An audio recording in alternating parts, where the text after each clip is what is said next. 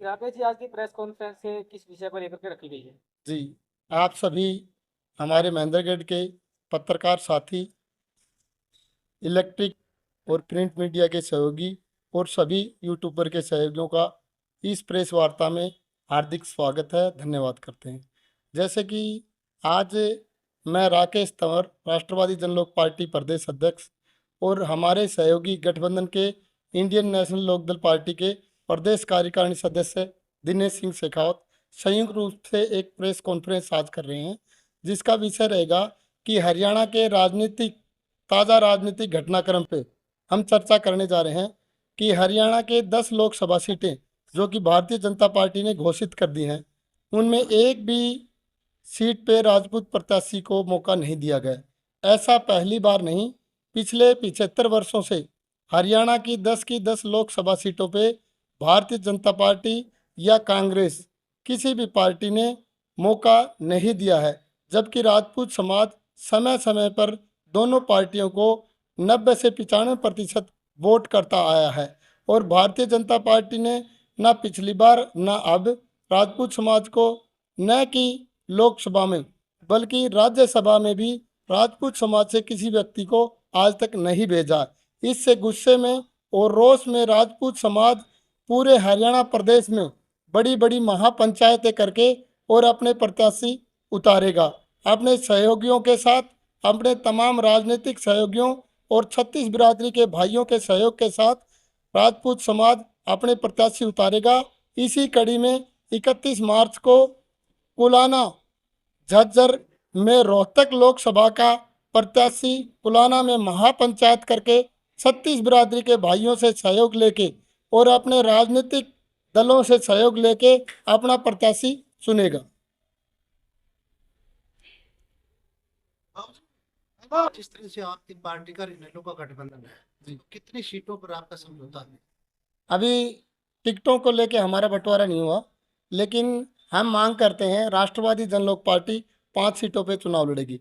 जैसा कि अभी हम बता रहे, 31 मार्च को कुलाना में रोहतक लोकसभा की सीट को लेके एक महापंचायत होने जा रही है, जिसमें महापंचायत करके अपना प्रत्याशी चुनेंगे और सहयोगी गठबंधन दल से और सहयोगी 36 बिरादरी के भाइयों से समर्थन मांगे।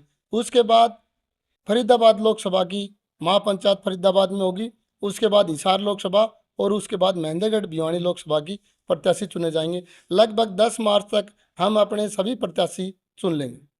जिस तरह से आपने आरोप लगाया कि भाजपा और कांग्रेस ने आज तक राजपूत समाज को टिकट नहीं दी, तो आपका गठबंधन कितनी सीटों पर राजपूत समाज को टिकट दे रहा है? अभी राजपूत समाज के तमाम संगठन, जिनमें राजपूत सभा, अखिल भारतीय क्षत्रिय महासभा और हरियाणा प्रदेश राजपूत प्रतिनिधि सभा के साथ साथ करणी सेना के सभी अलग अलग संगठनों के दल हैं, उन सभी का, और महाराणा प्रताप युवा सेना संगठन, तमाम राजपूत समाज के सभी संगठनों ने राष्ट्रवादी जनलोक पार्टी को समर्थन देने का ऐलान किया है। जैसे कि 31 तारीख को आपको दिखाई देगा और धीरे धीरे आगे की कड़ी में सभी राजपूत समाज के सभी संगठन राष्ट्रवादी जनलोक पार्टी को खुला समर्थन करेंगे और लगभग 5 सीटों पे अपने लोकसभा प्रत्याशी चुनाव लड़ाएंगे। राजपूत समाज हाँ, राजपूत समाज के सहयोग से और 36 बिरादरी के सहयोग से मुख्यतः मुख्यतः राजपूत समाज से ही होंगे। और जैसे हमारे रिजर्व सिरसा और अम्बाड़ा से हैं, तो इंडियन नेशनल लोकदल से हमारा गठबंधन है, तो उनमें चर्चा करके हम वहाँ के प्रत्याशी तय करेंगे। अभी तो कांग्रेस ने तो भाई अनाउंस कुछ की नहीं है।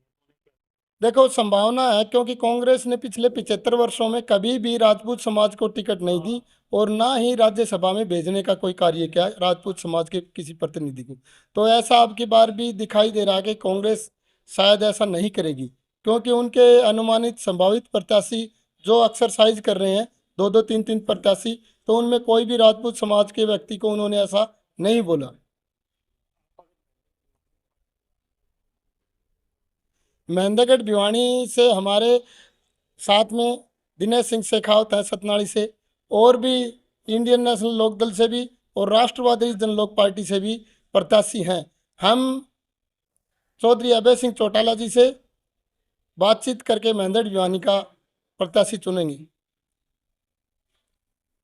दोनों ही पार्टी की बात करें तो राजपूत समाज से कई नेता ऐसे हैं जो शीर्ष नेतृत्व में शामिल रहे भी हैं और फिलहाल भी हैं। ऐसे जो राजपूत समाज के नेता हैं उनके बारे में क्या कुछ कहें? देखो, राजपूत समाज का नेतृत्व शीर्ष पार्टियों में कहें या शीर्ष नेता कहें तो हरियाणा में तो जीरो है। हरियाणा में राजपूत समाज का नेतृत्व किसी भी पार्टी में अग्रणी नहीं रहा, वो पीछे दरी और चटाई बिछाने की भूमिका में रहा है। इसका जागता जीता सबूत आप देख ही रहे हैं। जैसे कि हम बता रहे हैं कि किसी भी लोकसभा और राज्यसभा में प्रतिनिधि नहीं मिला तो दरी चटाई बिछाने वाले ही कहेंगे हम तो। और आप बता रहे हैं कि केंद्रीय लेवल पे हैं, तो केंद्र लेवल पे जो नेता हैं उन्होंने राजपूत समाज के हरियाणा की अनदेखी की है और करवाई है। पीछे कैथल प्रकरण रहा, राजपूत समाज के ऊपर लाठियां चली, गोलियां बरसाई गई और अवैध रूप से सैकड़ों बुजुर्गों को हिरासत में लिया गया, तो केंद्रीय नेतृत्व की आवाज़ तक नहीं आई। तो हरियाणा प्रदेश का राजपूत इस बार गुस्से में है। केंद्र से आए या बाहर से आए, किसी भी भारतीय जनता पार्टी के राजपूत नेता को स्वीकार नहीं करेगा, उसका समर्थन नहीं करेगा।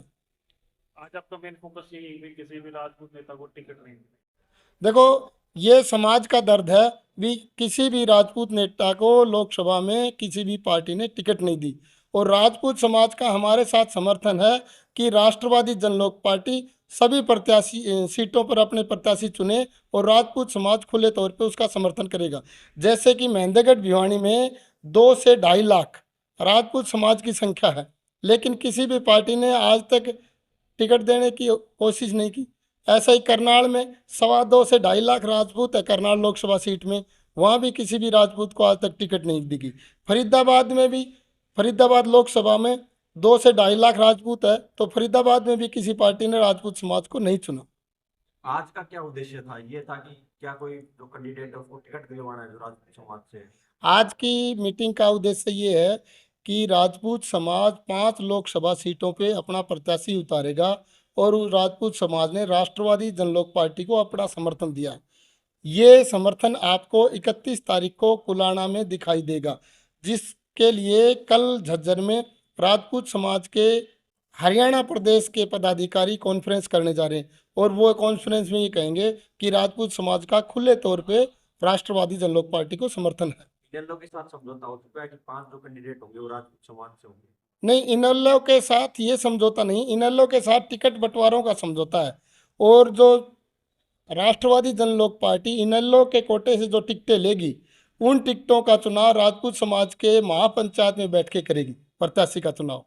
जिस तरह से आपने बीजेपी और कांग्रेस पे आरोप लगाया कि उन्होंने कभी टिकट नहीं दी, तो क्या आप इनेलो से भी मांग करेंगे कि उनकी जो 5 सीटें हैं उनमें भी राजपूत समाज को हाँ, प्रतिनिधित्व? इनेलो से भी मांग करेंगे कि राजपूत समाज को भी प्रतिनिधित्व दिया जाए। और पूर्व में इनेलो ने राजपूत समाज को लोकसभा में मौका दिया है। अभी दिनेश सिंह शेखावत आपके बीच ये पक्ष रख भी देंगे।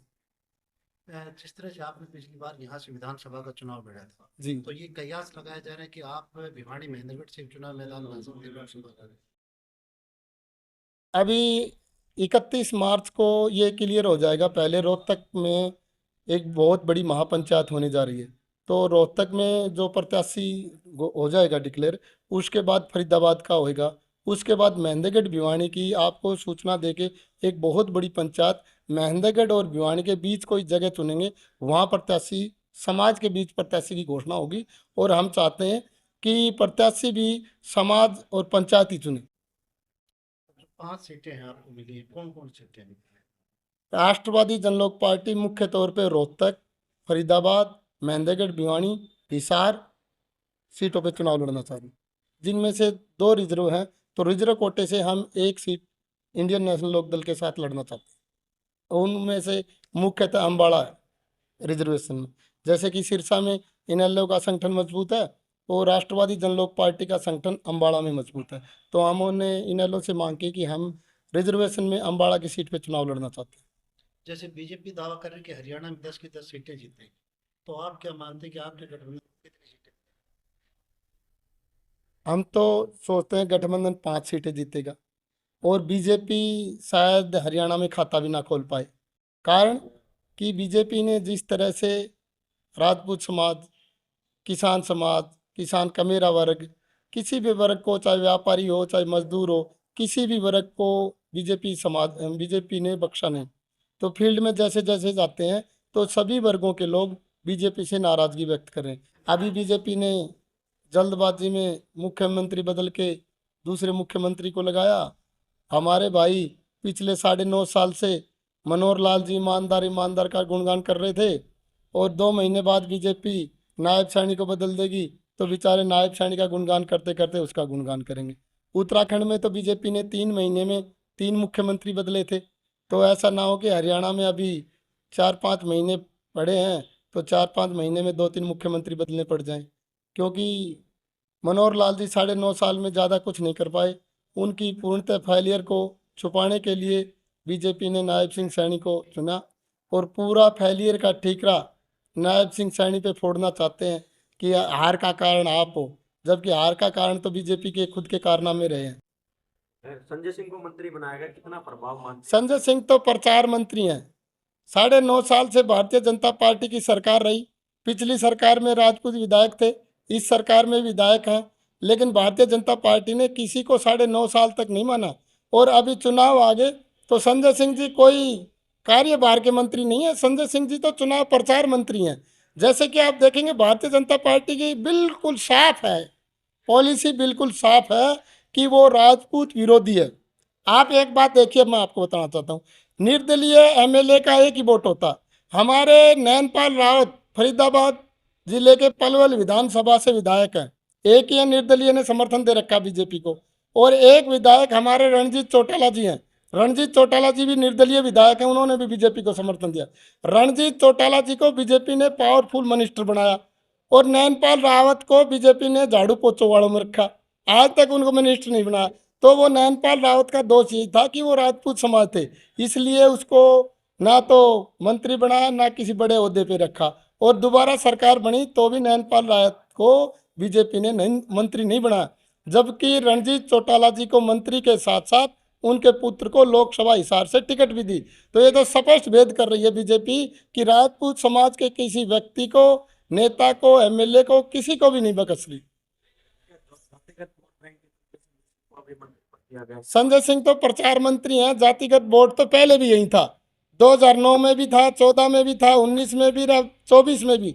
वोट बैंक की परवाह नहीं करते, लेकिन अब उनको परवाह ये है कि राजपूत समाज भारतीय जनता पार्टी से नाराज है, रोष में है, गुस्से में है।